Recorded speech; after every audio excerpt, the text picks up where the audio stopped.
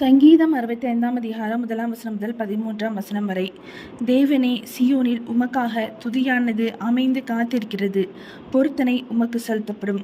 ஜெபத்தை கேட்கிறவரே, மாம்சமான யாவரும் உம்மிடத்தில் வருவார்கள்.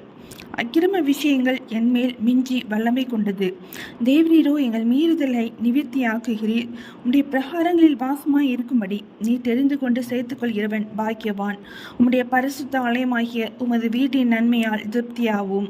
பூமியின் கடையாந்தரங்களிலும் தூரமான சமுத்திரங்களிலும் உள்ளவர்கள் எல்லாரும் நம்பும் நம்பிக்கையாய் இருக்கிற எங்கள் இரட்சிப்பின் தேவனே, நீர் பயங்கரமான காரியங்களை செய்கிறதினால் எங்களுக்கு நீதியுள்ள உத்தரவு அருளுகிறீர்.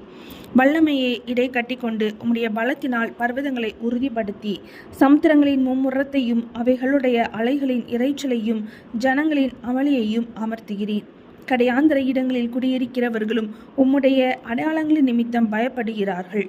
காலையும் மாலையும் கலிகூற பண்ணுகிறீர். தேவரீர் பூமியை விசாரித்து அதற்கு நீர் பாய்ச்சுகிறீர். தண்ணீர் நிறைந்த தேவ நதியினால் அதை மிகவும் செழிப்பாக்குகிறீர். இப்படி நீர் அதை திருத்தி அவர்களுக்கு தானியத்தை விளைவிக்கிறீர்.